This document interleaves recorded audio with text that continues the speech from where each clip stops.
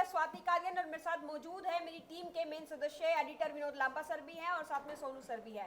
Sir Haryana का आज हम सारा निचोड़ हरियाणा में बताने वाले हैं क्योंकि 2024 जो है जाता जाता के कुछ दे गया, वो बढ़िया भी है, वो खराब उन लोगों खातर भी है जो साल उन खातर ही भी चुनाव में देखने मिला है।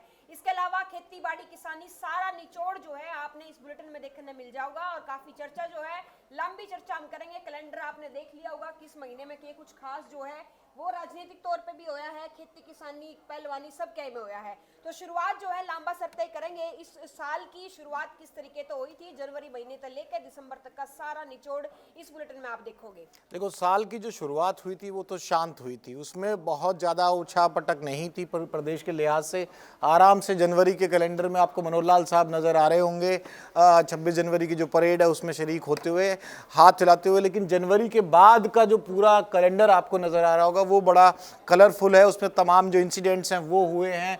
फरवरी में ही स्वाति ने लगा दिया है किसान आंदोलन का, इसके बाद मार्च में आपको नायब सिंह सैनी साहब नज़र आ रहे हैं, अप्रैल आते आते बुंडी बनने वालों में दुष्यंत चौटाला साहब हैं, मई में चुनाव की बात है तो राहुल गांधी और पीएम मोदी साहब हैं इसमें, और जून में किरण चौधरी का भी कांग्रेस को टाटा बाय बाय कहना ये बड़ा डिसीजन हो गया। जुलाई में हुड्डा साहब की भी परीक्षा थी, वो परीक्षा भी फेल हो गई। अगस्त में आपको अभय चौटाला नज़र आ रहे होंगे, सितंबर में आपको विनेश फोगाट नज़र आ रही होंगी क्योंकि कुश्ती में भले ही ना चला हो दाव लेकिन अब विधायक बन चुके हैं। अक्टूबर में विज साहब का निराला अंदाज आपको नज़र आ रहा होगा, नवंबर में पूरे हरियाणा की बात, और दिसंबर आते आते यानी कि साल ख़त्म होते होते जो शुरुआत शांत हुई थी जनवरी में, दिसंबर आते आते साल का आखिरी महीना आते आते दिसंबर में एक बड़ा नेता हरियाणा ने हरियाणा का लाल खो दिया क्योंकि 5 बार के मुख्यमंत्री नहीं रहे। तो सोनू, शुरुआत करो जनवरी से। बिल्कुल सर, जो साल की शुरुआत हुई थी 2024 की बड़ी बढ़िया शुरुआत हुई थी। बजट सत्र था, बजट पेश हुआ था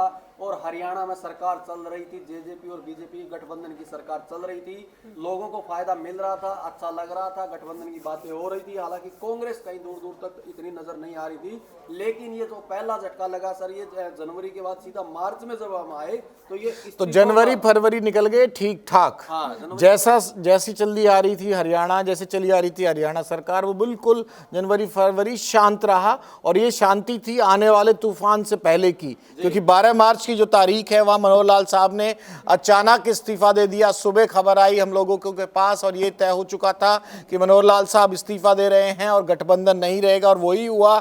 12 मार्च की सुबह से लेकर दोपहर तक का पूरा जो घटनाक्रम था उसमें पूरा मंत्रिमंडल ही मनोहर लाल साहब का इस्तीफा दे चुका था, और साथ ही जेजेपी को भी टाटा बाय बाय मार्च के महीने में कर दिया गया। स्वाति, हमने ली है सर, वॉल पे पीछे बूंदी बन गई, तो ये वो मार्च से शुरुआत हुई थी। इसमें जो मनोहर लाल जी ने जिस तरह से इस्तीफा दिया तो ये गठबंधन टूट गया, और दुष्यंत चौटाला के पास जो विधायक थे, जिस तरह से 10 विधायकों के साथ वो विधानसभा में पहुंचे थे, तो फिर वो भी बिखरने शुरू हो गए। दुष्यंत के साथ तो डबल बूंदी बढ़ती चली गई।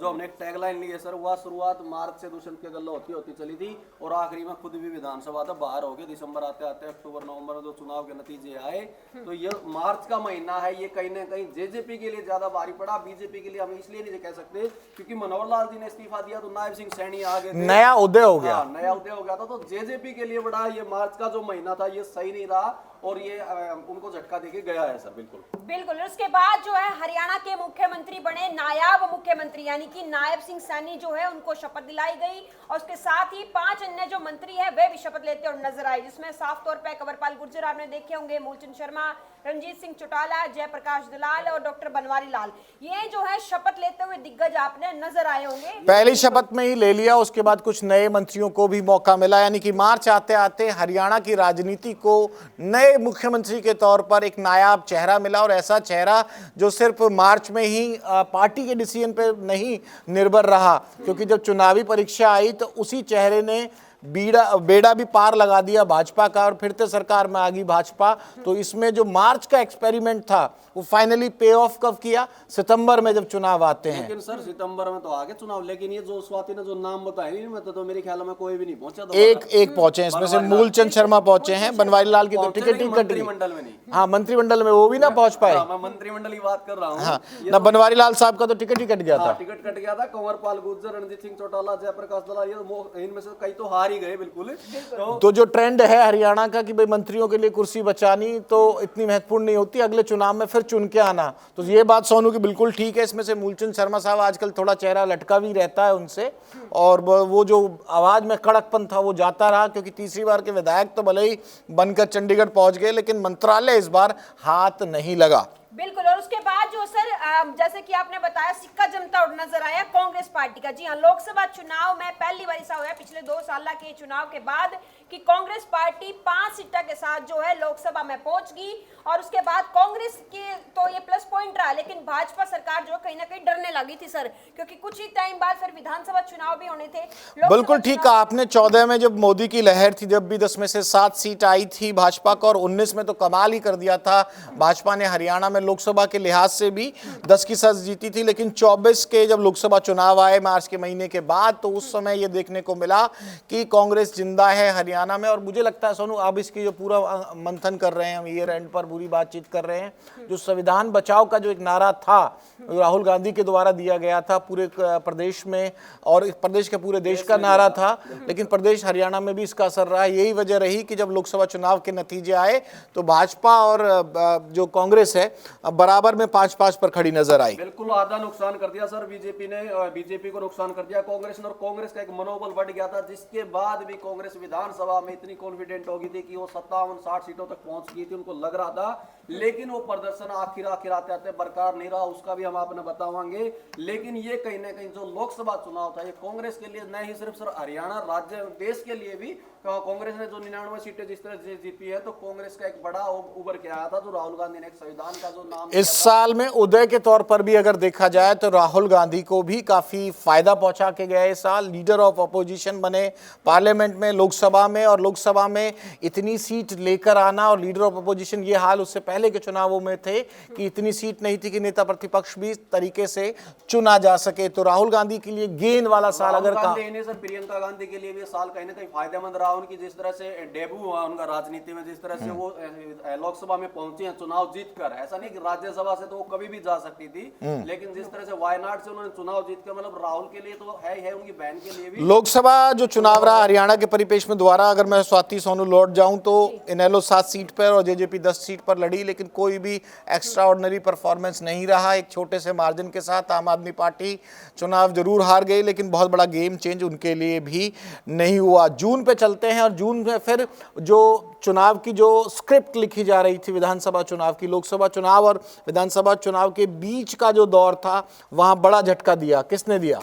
बिल्कुल किरण चौधरी ने ये इस्तीफा दिया। जिस तरह से सर आप ये हम बात कर रहे थे कि कांग्रेस है वो पूरे कॉन्फिडेंस में थी, लेकिन कांग्रेस को झटके भी साथ के साथ लग रहे थे। पहले अशोक तंवर भी कांग्रेस की तरफ से जा चुके थे, फिर किरण चौधरी का भी जिस तरह से जाना कांग्रेस के लिए झटके से कम नहीं था। कांग्रेस की जो लंबे समय से राजनीति किरण चौधरी करी थी, नई किरण चौधरी, बल्कि बंसीलाल सुरेंद्र सिंह और जिस तरह से राजनीति कर रही थी, तो वो बीजेपी में आए और बीजेपी ने उनको इनाम दिया। और कांग्रेस को तो जिस तरह से झटके लगे, तो कांग्रेस के किरण चौधरी के लिए कहीं ना कहीं गेन वाला साल रहा, बहुत फायदा, गेम चेंजर। बिल्कुल, वो खुद राज्यसभा पहुंची और उनकी बेटी विधानसभा। लेकिन एक बात करनी होगी किरण चौधरी को लेकर, जो जिस कास्ट से, जिस जाति से वो आती हैं, जाट वोटर्स में अब कोई कहे ना कहे, लेकिन मुझे लगता है कि चरखी दादरी और भिवानी सीट पर जिस तरह की विधानसभा चुनाव में वोटर्स का पैटर्न रहा है, तो उस कास्ट का रिप्रेजेंटेशन करते हुए कहीं ना कहीं कुछ लोगों को जोड़ने में किरण चौधरी निश्चित तौर पर कामयाब रही हैं। क्योंकि जो नतीजे आए हैं भिवानी के, चरखी दादरी और बाडरा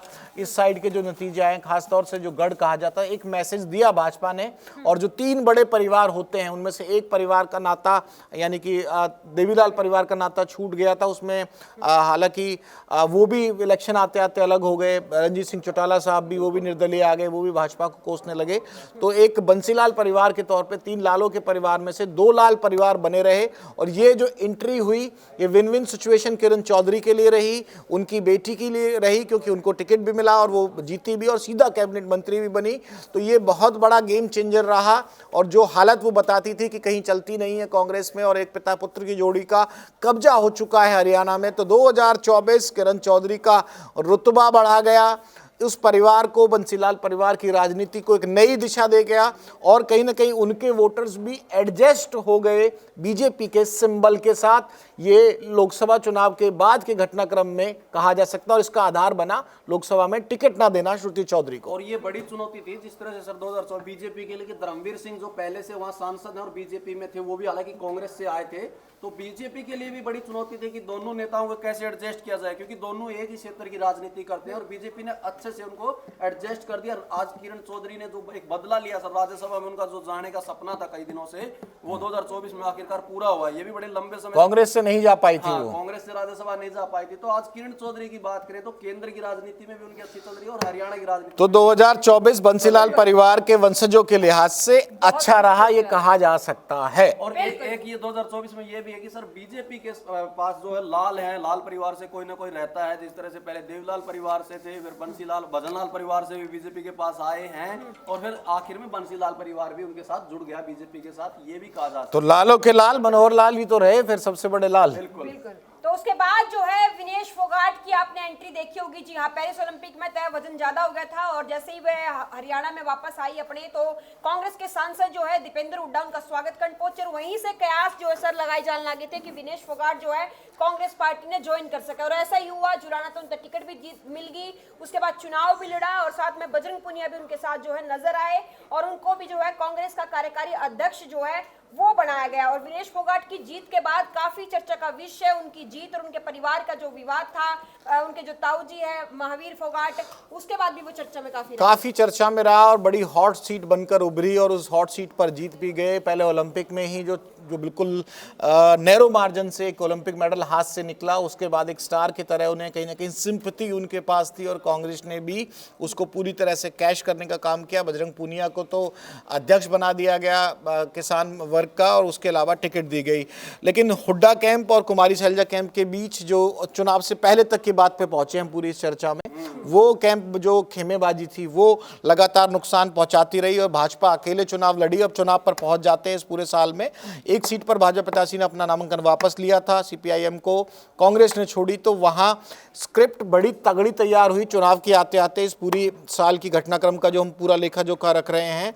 लेकिन बात आम आदमी पार्टी के साथ भी कांग्रेस की नहीं बन पाई और जब नहीं बन पाई तो जो नतीजे आए, नतीजों पर पहुंच जाइए सीधा, तो नतीजों ने सबको चौंका दिया। भाजपा ने 14 से 19 से भी बढ़कर जो बहुमत लिया 48 सीटों के साथ, भाजपा ने वो करके दिखा दिया जो कि चुनाव से पहले कोई राजनीतिक पंडित नहीं कह रहा था। और मैं भी अगर इसे कहूं तो मैं भी इस चीज़ से अछूता नहीं हूं कि उस हवा को भापने में भाजपा का अंडर करंट कितना है, तो चूक मेरे से भी हुई क्योंकि मैं भी ग्राउंड पे था। तो इस चीज़ को स्वीकार करना चाहिए साल के आखिर में आते आते। बिल्कुल सर, जिस तरह आपने कहा कि कांग्रेस की है जो आम आदमी पार्टी के, हम इस पे बात करेंगे भाई ये हार से पहले की जो बात करें उस महीने की, तो उस टाइम भी ये हुआ भाई कांग्रेस के साथ तो बनी कौन इनकी, मतलब पहले किरण चौधरी तो नहीं बनी तो वो इस्तीफा देके चली गई, फिर शैलजा भी कौन नहीं बनी। तो ये जो एक पूरा जो कांग्रेस है जो कहीं ना कहीं हार की जिम्मेदार है, वो एक कांग्रेस का जो मोमेंटो लोकसभा में उठा वो विधानसभा चुनाव और उसके नतीजों के बाद आते आते कांग्रेस और गर्त में जाती हुई नजर आई। हाँ बिल्कुल, जिस तरह से गाड़ी की रेस देनी थी तो ये खींचने वाले ज्यादा हो गए इनके पीछे, तो वो हो गया। ये जो आपने विनेश का जिक्र किया था जिस तरह से स्वाति ने,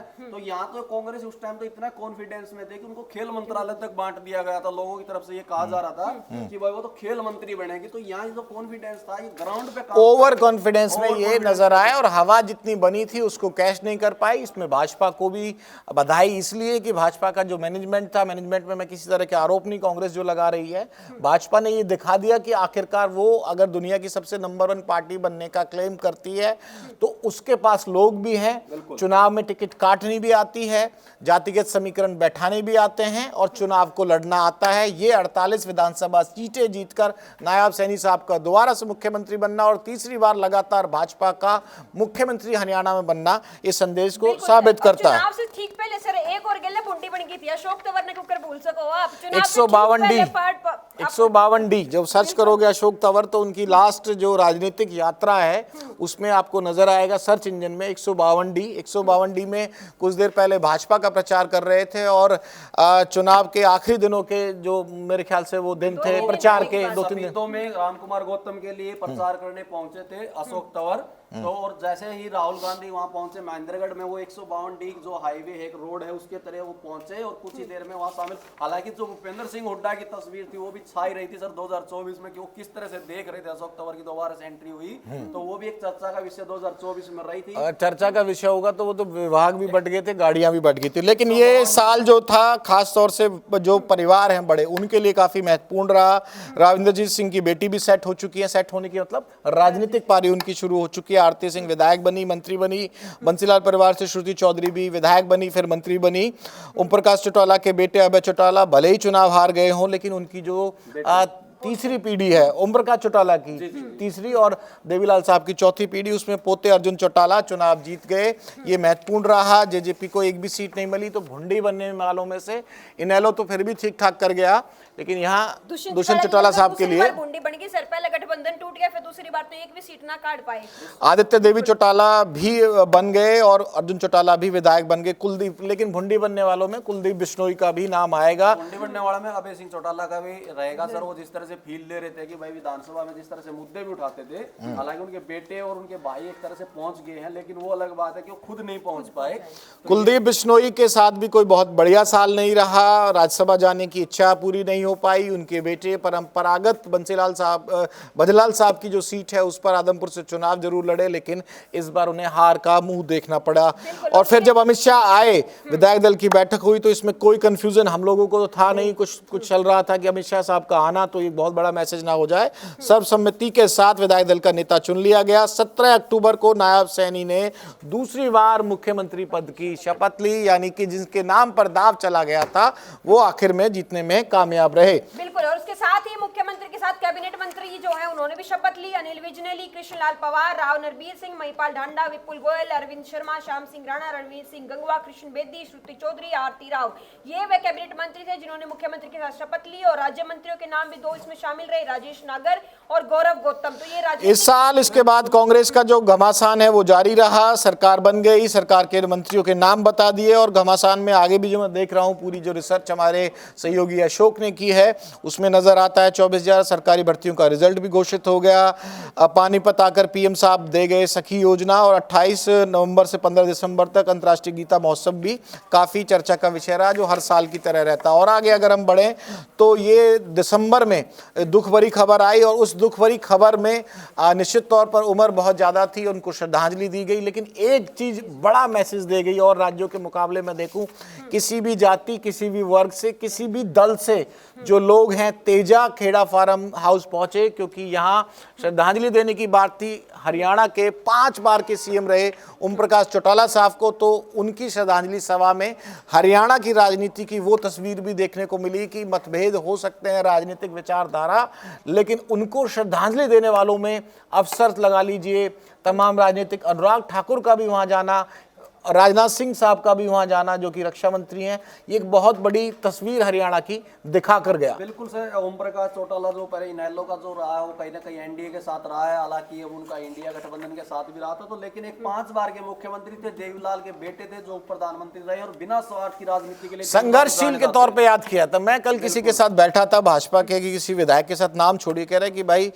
जितना भी थोड़ा दिव्यांग भी थे वो, जितनी लाइफ का स्ट्रगल था, जेल भी जाना पड़ा, जिस तरह के आरोप लगे उन आरोपों में सजा भी हुई, जेल से ही 10वीं 12वीं की पढ़ाई करी, एक बॉलीवुड की मूवी भी 10वीं पास भी उनके आधार पर बनी, तो संघर्ष रहा। और सबसे बड़ी चीज़ किस लिए याद रखा जाता है, एक डायलॉग जो हालांकि ये कहा जाता है कि राज और खाज अपने हाथ से मिटा करते हैं, इसके लिए भी रखा जाएगा, क्योंकि ओम प्रकाश चौटाला ने ये दिखाया था कि अफसरशाही हो उसको कंट्रोल कैसे किया जा सकता है। एक और छोटा सा उदाहरण मैं पेश कर देता हूँ, क्योंकि जब हम कॉलेज में हुआ करते थे उस समय ओम प्रकाश चौटाला हरियाणा के मुख्यमंत्री थे।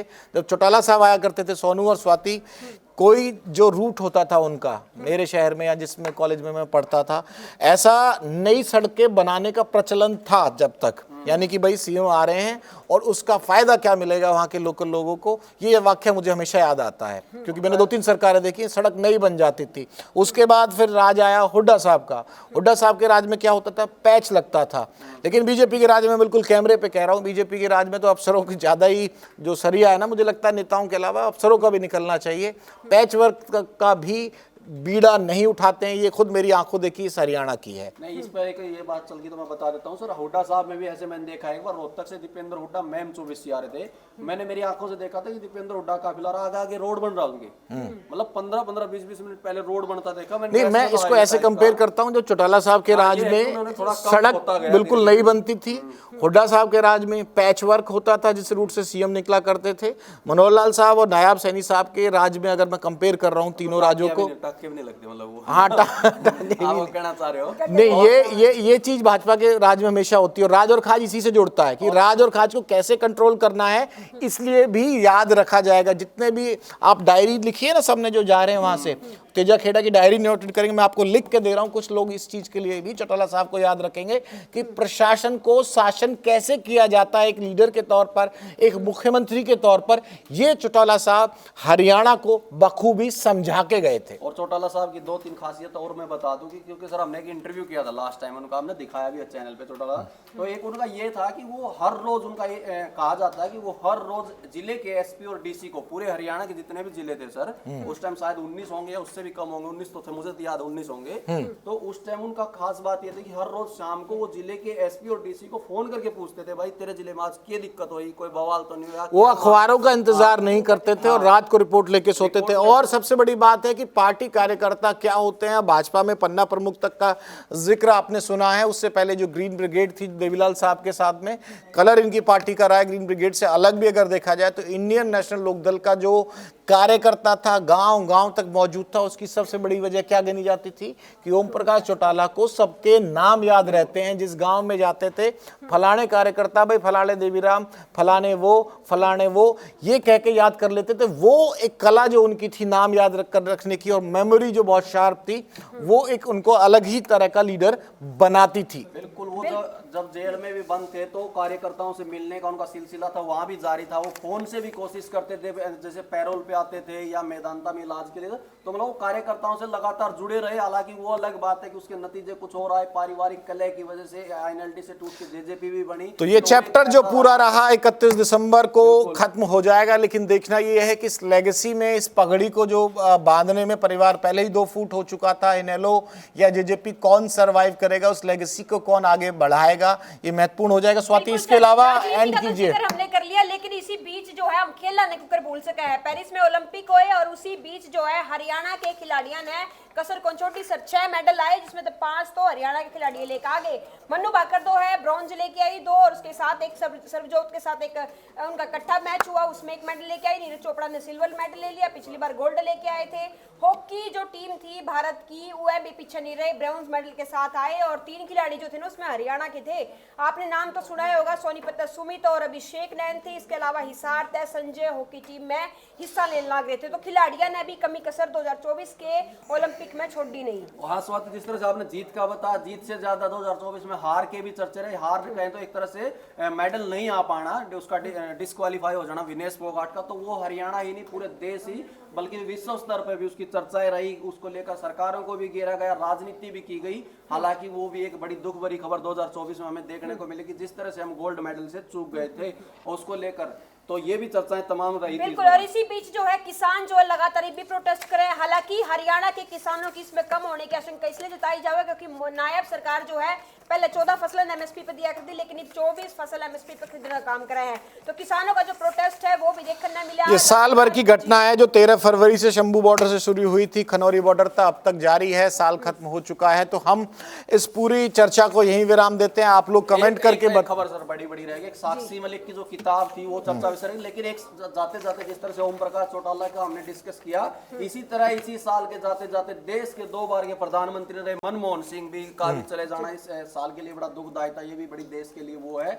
और जिस तरह के अर्थशास्त्री थे, जिस तरह से पूरी दुनिया में एक तरह से मंदी आई थी, उन्होंने उससे भारत को दूर रखा, तो उनकी जो तारीफ होती है इस चीज को लेकर होती है कि वैश्विक स्तर पर जो मंदी आई उसमें भी इतने बढ़िया इकोनॉमिस्ट थे वो कि भारत को रख पाए। उनको भी याद रखा जाएगा। 2024 जाते जाते एक और महान नेता, महान लीडर, 10 पहले प्रधानमंत्री ऐसे थे जिनके नोटों पर भी साइन होते हैं, कोई छोटी बात गवर्नर, गवर्नर भी रहे, आरबीआई के गवर्नर रहे हैं, और वित्त मंत्री रहे, फिर प्रधानमंत्री रहे, और ऐसे प्रधानमंत्री के तौर पे रहे कि मतलब वो राज्यसभा से चुने जरूर गए थे। एक तरह से उनको भी नहीं पता था कि वो प्रधानमंत्री बनेंगे, और एक उनके लिए क्रिटिसाइज करने के लिए उन्हें एक्सीडेंटल पीएम भी कहा जाता है, कई किताबें भी आई, उसमें कांग्रेस पर भी तमाम आरोप लगे, लेकिन अब जाने के बाद याद किया जा रहा है और तमाम लोगों ने उनको श्रद्धांजलि दी। हालांकि राजनीति खत्म नहीं होती है, अलग से उनको कोई एक घाट नहीं दिया गया या कहें कि उनकी एक समाधि नहीं बन पाई, इसको लेकर भी राजनीति है। तो साल आपके लिए कैसा रहा, आप अपना कमेंट करके बताइए, और हमारी टीम की तरफ से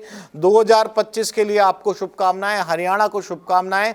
जो भी अच्छा बुरा घटित होगा, पल पल की जानकारी, पल पल के अपडेट के साथ ना सिर्फ खबर आप तक पहुंचाएगा इन खबर हरियाणा, बल्कि उसका विश्लेषण आपकी भाषा में करके सरल शब्दों में। आपने चुनाव का सफर हमारे साथ किया, चुनाव के सफर के दौरान जो एक रिश्ता परिवार इन खबर हरियाणा का बना आप लोगों के साथ, वो सीधा बना।